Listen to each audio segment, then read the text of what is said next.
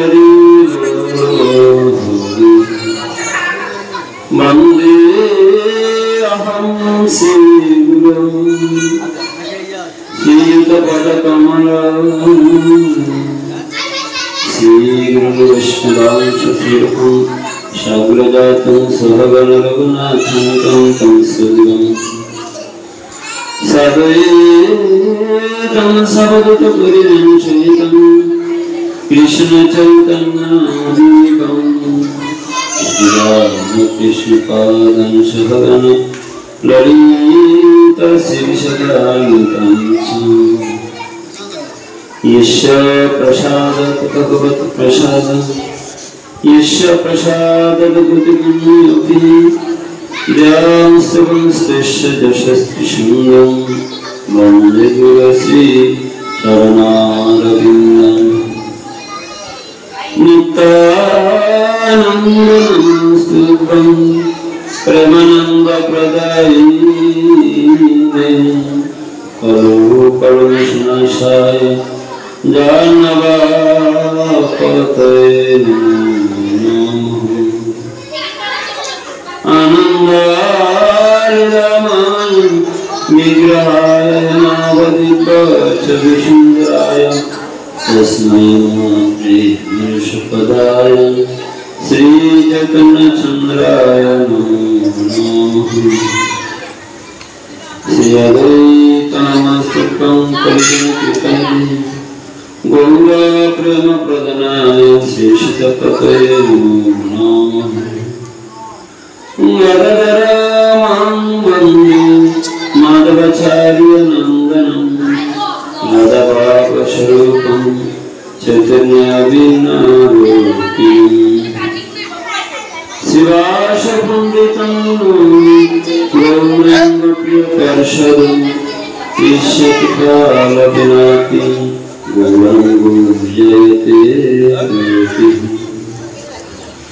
नीलाचलनिवासाय नित्याय परमात्मने बलभद्रसुभद्रकं जगन्नाथाय ते नमः हे कृष्ण करुणा सिन्धो दीनबन्धु जगत्पते गोपेश गोपिका कान्तो राधाकान्तो नमोऽस्तुते तप्त काञ्चन गौराङ्गी वृन्दावनेश्वरी वृषभानुसुतदेवी प्रणमामि हरिप्रिये बिन्दाय तुलसी देवैत्र्याय केशवश्च कृष्णभक्तिपददेवी चित्तवैत्र्यै नमो नमः वाञ्छाकल्पतरुभ्यश्च कृपासिन्धुभ्यैव च पतितानां पावनेभ्यो वैष्णवेभ्यो नमो नमः जय गौर नित्यानंद जय चंद्र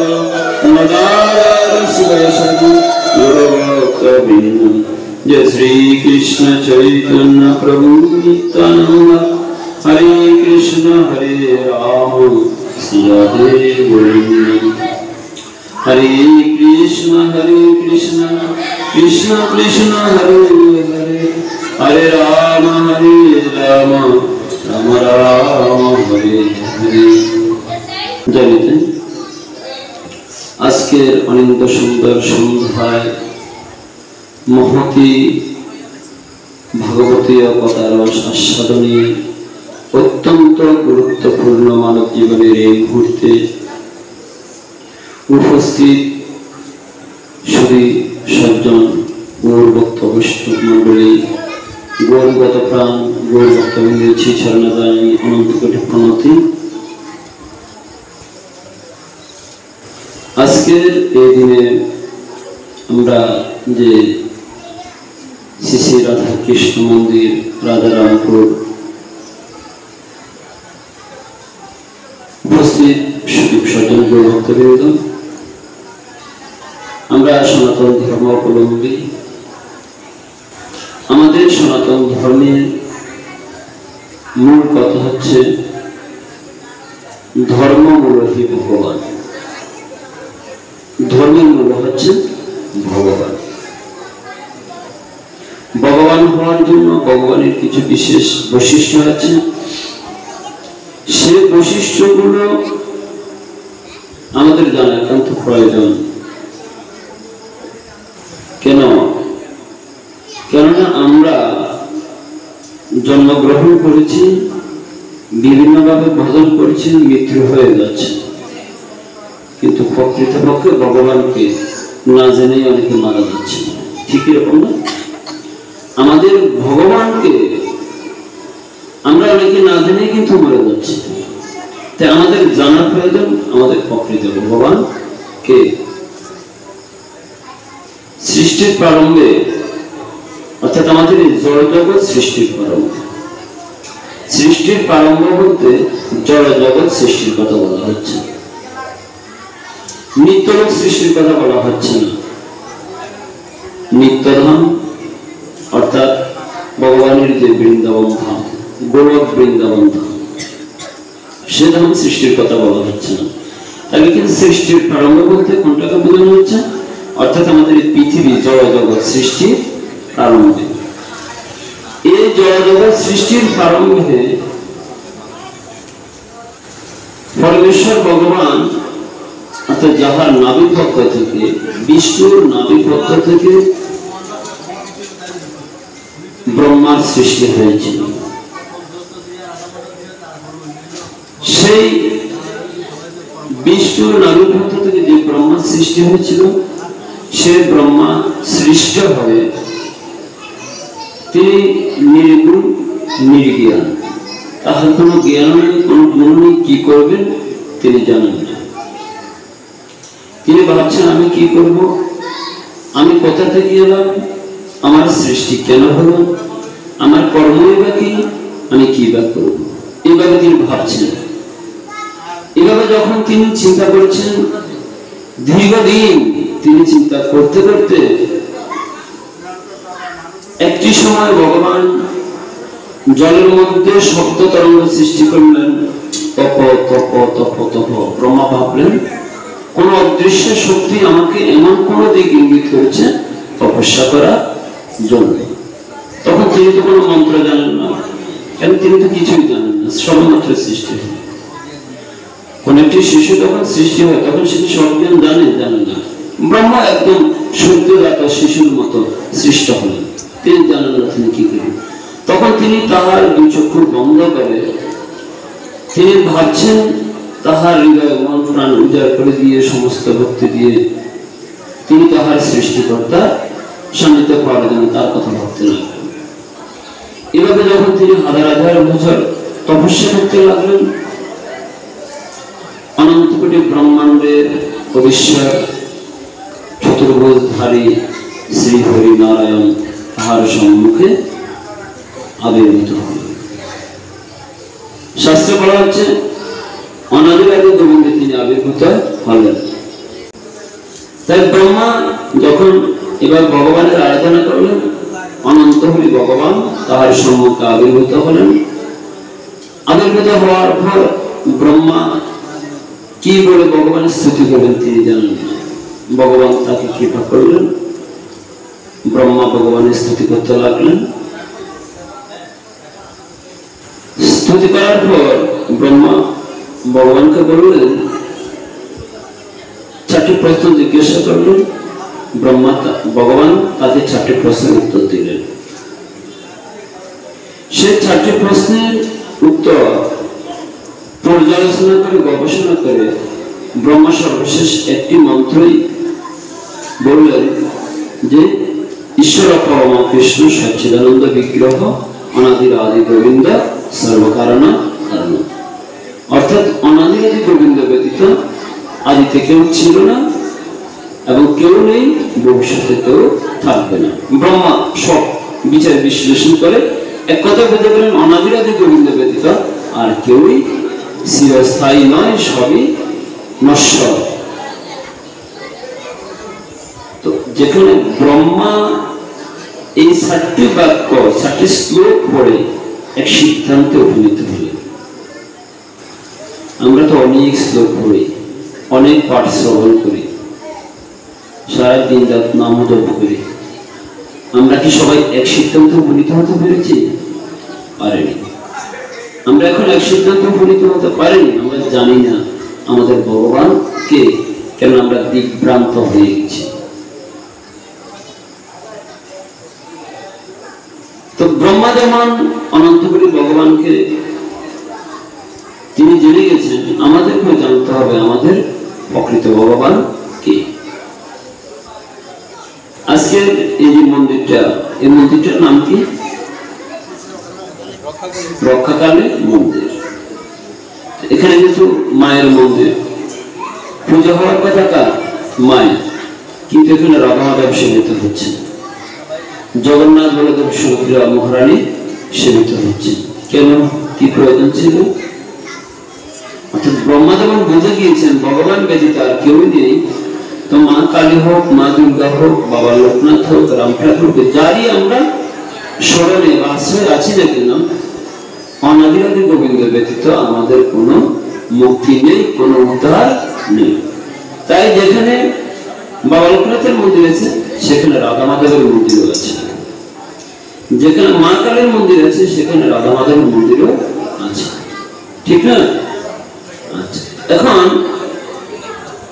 এর অর্থ হলো আমাদের সমগ্র শাস্ত্রসমূহ আমাদেরকে এই শিক্ষা দিচ্ছে, অনাদিরাদি গোবিন্দ ব্যতীত আমাদের আর কোনো একনিষ্ঠ, একপৃষ্ঠ, শ্রেষ্ঠ ভগবান জগতে আর কেউ নেই।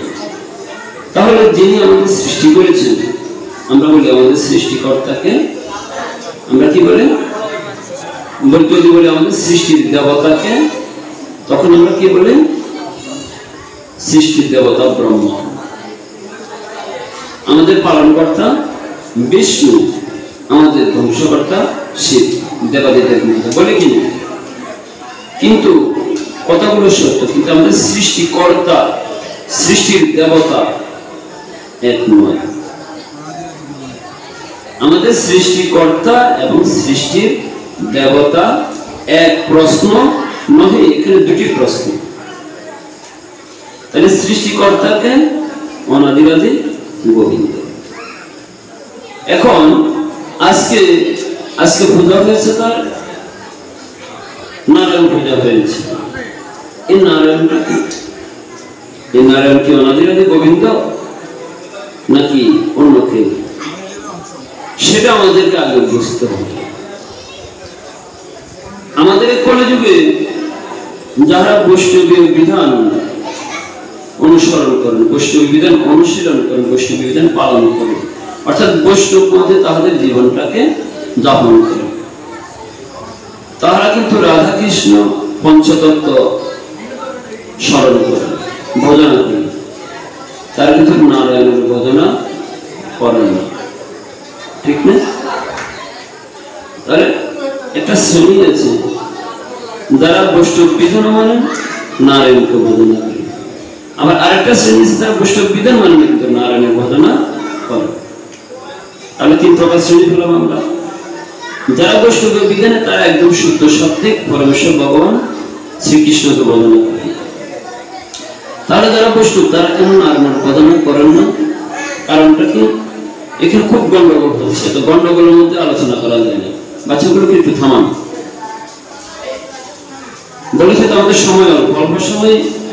এদের গ্রন্থটা এখানে চৈতন্য চরিতামৃত, এই চৈতন্য চরিতামৃত আমাদেরকে আমাদের একদম চোখে আঙুল দিয়ে দেখিয়ে দিবে আমাদের সৃষ্টিকর্তাকে, আমাদের পালনকর্তাকে, আমাদের ধ্বংসকর্তাকে, আমাদের প্রকৃত ভগবানকে। এই চৈতন্য চরিতামৃত আমাদের চোখে আঙুল দিয়ে দেখিয়ে দিবে, অন্য কোনো গ্রন্থ দেখার প্রয়োজন পড়বে না। একটু মনোযোগী হতে হবে। এই চৈতন্য চরিতামৃতে বর্ণনা করা হয়েছে এই নারায়ণ কে। আমরা তো নারায়ণের পূজা দিয়েছি, আজকে সেবা দিয়েছি, তাই না? এই নারায়ণ কে? নারায়ণ কি পূর্ণ ভগবান? সেটা আমাদেরকে বুঝতে হবে। অনাদিরাদি গোবিন্দ হচ্ছেন মাধুর্যের মূর্তি, আর নারায়ণ হচ্ছেন ঐশ্বর্যের মূর্তি। ভগবান শ্রীকৃষ্ণ তাহার যিনি ভগবানের কয়টি গুণ আছে? 6টি গুণ। সমগ্রস্য ঐশ্বর্য বীর্য যশস্র জ্ঞান শ্রী বৈরাগ্য। ঐশ্বর্য, বীর্য, যশ, শ্রী, জ্ঞান এবং বৈরাগ্য, এই ছয়টি গুণ যাহার মধ্যে পূর্ণরূপে বিরাজমান তিনি হচ্ছেন ভগবান, পূর্ণ ভগবান। আর কারো কারোর মধ্যে যদি কোনো একটি গুণ অথবা 5টি গুণ পূর্ণরূপে বিরাজমান থাকে, 6টি গুণ পূর্ণরূপে বিরাজমান না থাকে, তাহলে তিনি পরমেশ্বর ভগবান নন। এটা হচ্ছে ভগবান, একটা ভগবান, আর একটা হচ্ছে পরমেশ্বর ভগবান। শব্দগুলোর মধ্যে অনেক পার্থক্য আছে, অনেক তফাৎ আছে। ভগবান মানে কি? ভগবান হচ্ছে ভগবানের বিশেষ বিশেষ ভক্ত। আর ভগবান হচ্ছেন যাহার এই 6টি গুণের মধ্যে 1টি গুণ, 2টি গুণ, 3টি গুণ, 4টি গুণ, 5টি গুণ, এরকম গুণ থাকবে। অথবা 6টি গুণই আছে, কম কম পরিমাণে, পূর্ণ পরিমাণে নেই, তিনি ভগবান। কিন্তু যার মধ্যে এই 6টি গুণ পূর্ণরূপে বিরাজমান তিনি হচ্ছেন পরমেশ্বর ভগবান। তাহলে ভগবানের যে 6টি প্রধান গুণ, তার মধ্যে নারায়ণ হচ্ছে ঐশ্বর্যময় ভগবান। কি ভগবান? ঐশ্বর্যময়, অর্থাৎ ভগবানের একটা বিলাস মূর্তি হচ্ছে নারায়ণ। আচ্ছা, ভগবান শ্রীকৃষ্ণ তিনি হচ্ছেন মাধুর্যের মুরলীধর। তিনি লীলা করেন, নারায়ণ কখনো লীলা করেন না। করেন? ভগবান শ্রীকৃষ্ণ মা যশোদা দেবকীর পুত্র রূপে তিনি আবির্ভূত হয়েছেন। নারায়ণ তিনি আবির্ভূত হয়েছেন দেবকীর পুত্র রূপে, কিন্তু দেবকী কি তাহা স্বীকার করেছিল? বলছেন না। চতুর্ভুজধারী নারায়ণ আমার পুত্রের প্রয়োজন নেই, সেটা ভগবান। ঐশ্বর্য জ্ঞানে আমি তোমাকে সেবা করতে পারবো না। তাহলে কি করতে হবে? তোমাকে দ্বিভুজ রূপ ধারণ করে আমার সন্তান হয়ে আসতে হবে। আমি ভগবানের সেবা করতে চাই না, আমি আমার সন্তানের সেবা করতে চাই। তাই অনাদিরাদি গোবিন্দ চতুর্ভুজ রূপ ধারণ করে তিনি ভাবলেন না, দেবকীর সন্তান চতুর্ভুজ হলে তিনি আমার সেবা করবেন না। তাহলে কি করতে হবে? দ্বিভুজ মুরলীধর যে লীলা পুরুষোত্তম ভগবান, তাকে মাধুর্য মণ্ডিত রূপে তিনি আবির্ভূত হতে হবে। তাহলে কিভাবে হলো সেটা? সেই লীলাটা আমাদের আস্বাদন করতে হবে। দেবকী যেদিন চতুর্ভুজধারী নারায়ণ যাহার থেকে আবির্ভূত হলো, ঠিক একই দিন যশোমতীর থেকে দ্বিভুজ মুরলীধর শ্রীকৃষ্ণ আবির্ভূত হলেন। বুঝতে হবে, যেদিন নারায়ণ আবির্ভূত হলেন দেবকীর পুত্র রূপে, সেদিন শ্রীকৃষ্ণ যশোদা দেবীর পুত্র রূপে আবির্ভূত হলেন। আবির্ভূত হওয়ার পর যখন দেবকী বলছেন যে চতুর্ভুজধারী নারায়ণ যদি আমার পুত্র হয়, আমি তো তোমাকে গ্রহণ করে নিতে পারবো না, তখন সেই চতুর্ভুজধারী নারায়ণ কি করলেন? দ্বিভুজ রূপ ধারণ করলেন। আর বসুদেব সেই দ্বিভুজ রূপ ধারণকারী নারায়ণকে নিয়ে গেলেন কোথায়? নন্দালয়ে।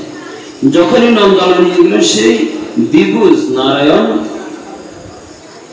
যশোদা থেকে আবির্ভূত যে শ্রীকৃষ্ণ, তাহার মধ্যে অন্তরিত হয়ে গেল। অর্থাৎ দুই এক কৃষ্ণ নারায়ণ কি হয়ে গেল? এক হয়ে গেল।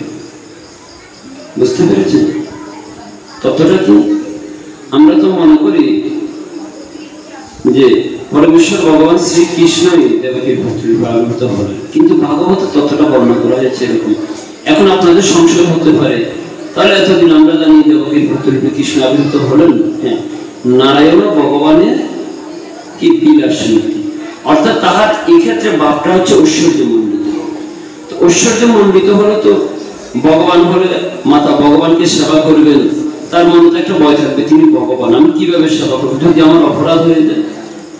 তাই বলছি, যদি তুমি আমার পুত্র রূপে আবির্ভূত হও, তাহলে তো আমি সেবা করতে পারবো, তোমাকে আদর করতে পারবো, করে নিতে পারবো।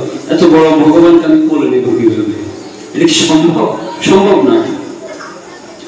তো যে কথা বলছিলাম, আমরা তো কৃষ্ণের ব্যাখ্যাটা পেলাম।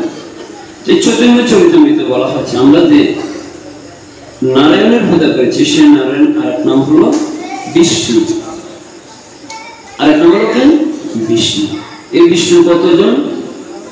প্রশ্ন হতে পারে, আমরা তো জানি বিষ্ণু একজন, আজকে বলছেন আপনি বিষ্ণু কতজন? প্রশ্ন হতে পারে না, শাস্ত্র বলছে বিষ্ণু হলো 5 জন, 5 জন বিষ্ণুর কথা বলা আছে।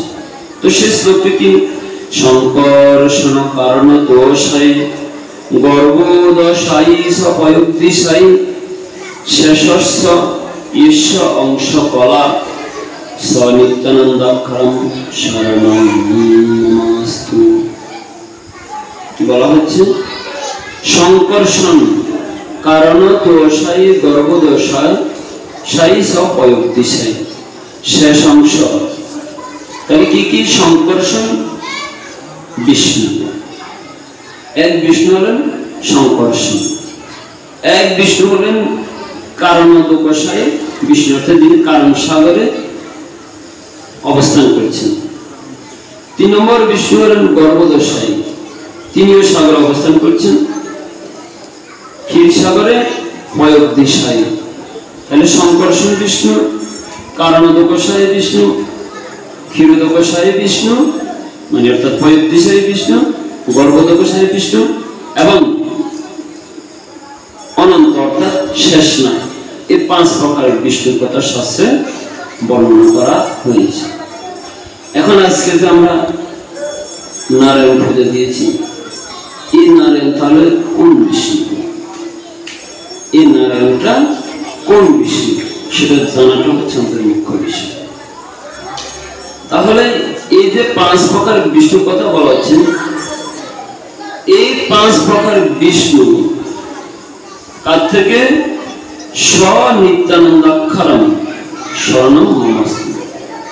অর্থাৎ এই 5 প্রকার বিষ্ণু নিত্যানন্দ প্রভু থেকে আবির্ভূত হয়েছে, যারা নিত্যানন্দ প্রভুর অংশ। কার অংশ? নিত্যানন্দ প্রভু। নিত্যানন্দ প্রভু কীর্তন করি না সবাই, তো নিতাই গৌর সীতানাথ বলে ডাকে। তো সেই নিত্যানন্দ প্রভুর অংশ হচ্ছে এই 5টি বিষ্ণু। তাহলে নিত্যানন্দ প্রভু হচ্ছে ভগবানের দ্বিতীয় কলেবর ভগবানের। তো সেই নিত্যানন্দ প্রভু থেকে 5টি বিষ্ণু সৃষ্টি হল। সে 5টি বিষ্ণুর মধ্যে যিনি শঙ্কর্ষণ, আমরা তো সবাই শঙ্কর্ষণের কথা জানি, শেষশায়ী শঙ্কর্ষণ অবতরী নারায়ণ, যার অংশ কলাতে গুণ, কৃপা সিন্ধু মুক্তিদাতা জগতের হিতকর্তা সেই রাম রোহিণী নন্দন, সেই রাম রোহিণী নন্দন। তাহলে শঙ্কর্ষণ ভগবানের একটি অংশ অবতার। তারপর কারণোদশায় ভগবানের একটি অংশ অবতার, গর্ভোদশায় ভগবানের একটি অংশ অবতার, পয়োদিশায় বিষ্ণু ভগবানের একটি অংশ অবতার, আর যিনি অনন্ত অর্থাৎ শেষনাথ এই পৃথিবীকে ধারণ করেছেন তিনি ভগবানের একটি অংশ।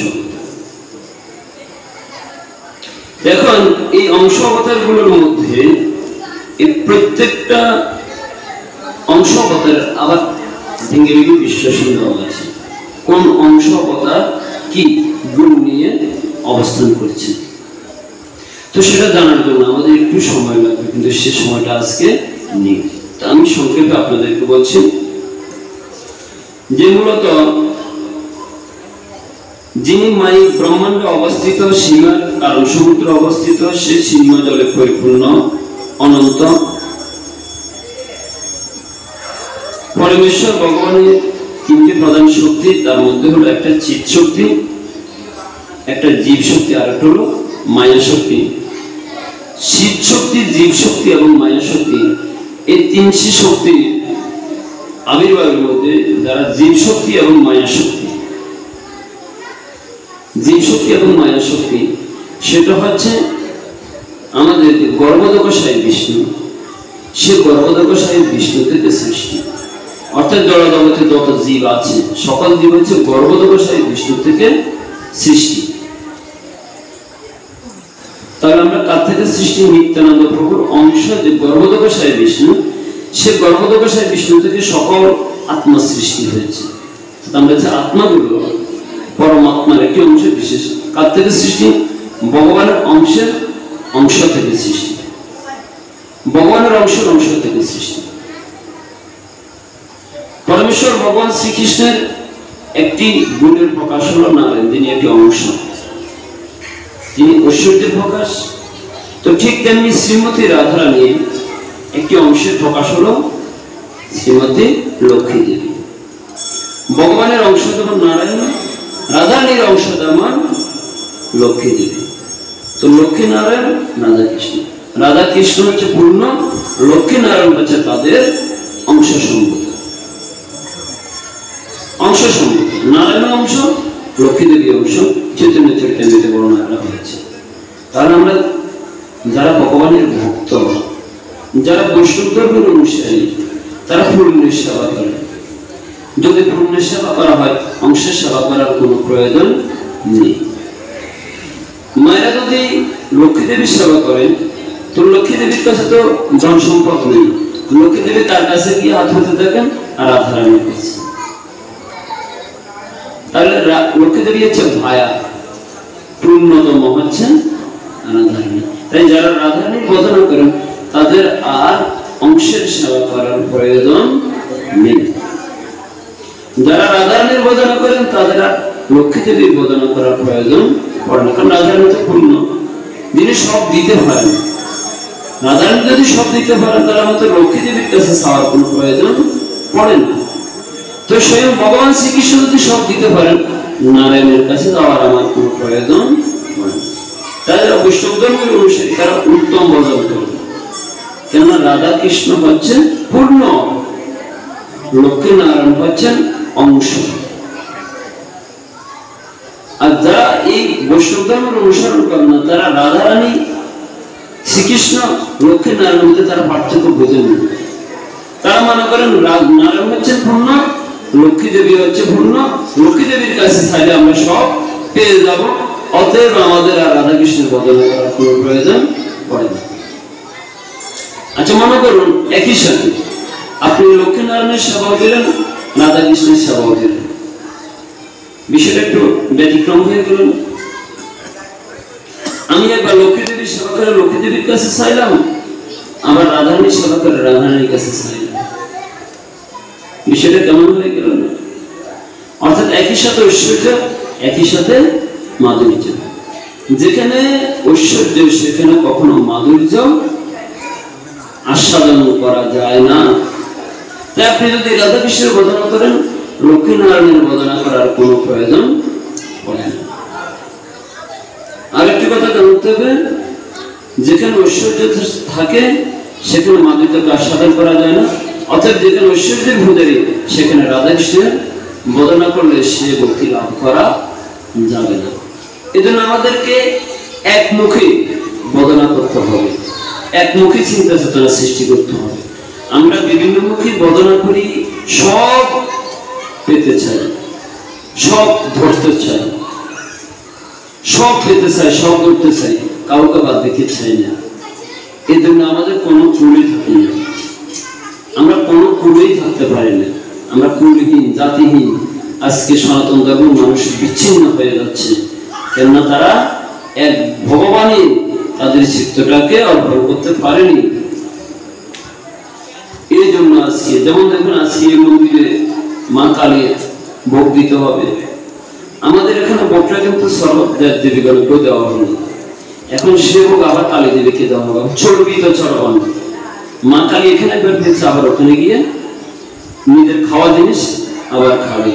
বুঝে না মানুষ, কোথায় কি করতে হবে এটা বুঝে না। আমরা বুঝি না যে ভোগ কিভাবে দিতে হয়। লক্ষ্মীপুর একটা কালী মন্দিরে গিয়েছি, সেখানে মা কালীর মন্দির আছে, পাশে রাধা মাধবের মন্দির। এখন আবার লোকনাথের মন্দির করতেছে। কেন বাবা? খুব ভালো ব্যবসা, খুব ভালো ব্যবসা। যত মন্দির তত ভক্তি, তত প্রণামী, ব্যবসা তো খুবই ভালো। এখন আমাদের মন্দির গুলো দেশের ব্যবসা প্রতিষ্ঠানের মতো, ভক্তি স্থান নয়, ব্যবসা স্থান। বিশ্বাস করেন আপনারা? নতুন করে বাবা লোকনাথের মন্দির দেখেন, কালী মায়ের সেবা করার লোক নেই, রাধা মাধবের মন্দিরের সেবা করার লোক নেই, আবার বাবা লোকনাথের মন্দির একজন পূজারী রেখেছে, 3-4 জায়গায় পূজা করতে হয়, একা পক্ষে সম্ভব না। এক মন্দিরে পূজা করতে তো একজন ব্যক্তি সারাদিন রাত শেষ হয়ে যায়, 3 মন্দিরের পূজা একজন ব্যক্তি করতে পারে, তারপর একটা রাধা আবার লোকনাথের মন্দির। তো জিজ্ঞাসা করলাম কেন? কর না, করলে তো অসুবিধা নেই, মানুষ আসে প্রণাম করে, প্রণামী বাড়ে, অর্থাৎ ব্যবসাটা ভালো, ভক্তি করি। মানুষ এসে ভক্তির কি জানবে? ব্যবসার স্থান আমরা সৃষ্টি করে দিয়েছি। তত আমরা যত বেশি ব্যবসায়ী হচ্ছি, তত বেশি কৃপণ হচ্ছি, তত বেশি কপট হচ্ছি, তত আমরা ভক্তি থেকে দূরে সরে যাচ্ছি। তাই আমাদের ভজনটা তো কোনো ব্যবসা হতে পারে না, বদলটা হচ্ছে নিজের হৃদয়ের অন্তরের একটা বিষয়, আধ্যাত্মিক একটা বিষয়, অনুভবের বিষয়। সে ভজনটা যদি আমার ব্যবসার স্থানে চলে যায়, সেখানে কখনো ভক্তি থাকে না। আর ভক্তি থাকে না বিদায় আমাদের ভগবানের প্রতি ভালোবাসাও জন্মায় না, আর আমরা বিপদে পড়লে ভগবানও আমাদের সাহায্য করতে আসে না, কারণ আমরা মৃত্যু হয়ে গেছি। ভগবানের প্রতি আমাদের ভক্তি বিশ্বাস নেই। এই মন্দির যদি কেউ যদি ক্ষতিগ্রস্ত করতে আসে, আমরা সবাই পালিয়ে যাবো, রক্ষা করতে পারবো না, কেন এই মন্দিরে যে স্বয়ং ভগবান আছেন, আমাদের সেই বিশ্বাসটা নেই। বিশ্বাস থাকলে তো ভগবান এখানে অবস্থান করবে। আমার হৃদয়ে যদি ভক্তি বিশ্বাসটা থাকে, ভগবান আমার হৃদয়ে অবস্থান করবে। বৈষ্ণব হৃদয়ে সদা গোবিন্দ বিশ্বেন, কেন বৈষ্ণব সর্বদা ভগবানকে বিশ্বাস করেন, প্রতি মুহূর্তে যে ভগবান আছেন, বৈষ্ণবের হৃদয়টা ভগবান থাকেন। আমাদের ভক্তিও নেই, বিশ্বাসও নেই, আমরা আমাদের ভক্তিটাকে দুই ভাগে ভাগ করে দিয়েছি। এই জন্য আমাদের কোন কুলেই গতি নেই। আছে কি কুলে গতি? যিনি কালীর পূজা করবেন তারাও হয় একরকম শক্তির ভিতরে, ভক্তির ভাবে হতে পারে না। যিনি বাবা লোকনাথের সেবা করবেন, তার ভাবটা থাকবে একরকম। যিনি রাধা কৃষ্ণের ভজনা করেন, তার ভাবটা থাকবে একরকম। যিনি লক্ষ্মীনারায়ণের সেবা করেন, তার ভাবটা থাকবে একরকম। এক একজনের ভাব এক এক রকম হবে, সবার একরকম হবে না। আর আপনি যদি শুধু তুলসী দেন ভাবেন না, তাহলে তার কোনো কথাই নেই। ভাব ছাড়াই পূজা চলতেছে দিন, আমাদের রাত যাচ্ছে, দিন যাচ্ছে, কোনো ভাব নেই, কি পূজা করছি সেটা জানি না। এই যে ভক্তির বিষয়গুলো আমরা জানি না, শুধু মন্দির করছি, এই মন্দিরেও তো সেবায়িত নেই, আছে নেই। বাবাজি বলছেন, জিজ্ঞাসা করলে মন্দিরে আপনি তো সেবায়িত, বলছেন না, কেউ নেই বিদায় আমি করছি। তাহলে কয়টা মন্দির এখানে? 3টে মন্দির, একজন সেবায়িত নেই, আরো একটা করো, কি লাভ হবে মন্দির করে? কোনো লাভ নেই। যেখানে মন্দিরটা হবে একটা শিক্ষাস্থল, স্টাডি স্থান, একটা বিদ্যালয়, সেখানে শুধু আসছি আমরা, কতক্ষণ কীর্তন হচ্ছে, তারপর খাচ্ছি, চলে যাচ্ছি, কি শিখতেছি আমরা? না তো কোনো আমরা ধর্মীয় জ্ঞান পাচ্ছি, না তো শিক্ষা জ্ঞান পাচ্ছি। তাই আমাদের ধর্মীয় জ্ঞান, শিক্ষা জ্ঞানের আগে প্রয়োজন মাইন্ডটাকে আগে সঠিক করা প্রয়োজন, তা নাহলে আমাদের লাভ হবে। ঠিক আছে? তো আমরা মোটামুটি নারায়ণ সম্পর্কে শ্লোকগুলো বিশ্লেষণ করতে গেলে অনেক সময় লাগবে, তাই সংক্ষেপে বললাম। নারায়ণ হচ্ছে অনাদিরাদি গোবিন্দ, পরমেশ্বর ভগবান শ্রীকৃষ্ণের অংশ। লক্ষ্মী দেবী হচ্ছে রাধারানীর অংশ। অতএব যারা রাধা কৃষ্ণ বন্দনা করেন, তাদের লক্ষ্মী নারায়ণের বন্দনা করার কোনো প্রয়োজন নেই। জগের এতটুকুই আমরা আপাতত জানি, এতটুকুর পথ ধরে আমরা ভক্তির পথে গিয়ে যাই। তাই আজকের শ্রীপাঠ আমরা এখানে বিশ্রাম রাখছি। বলো শ্রী গুরু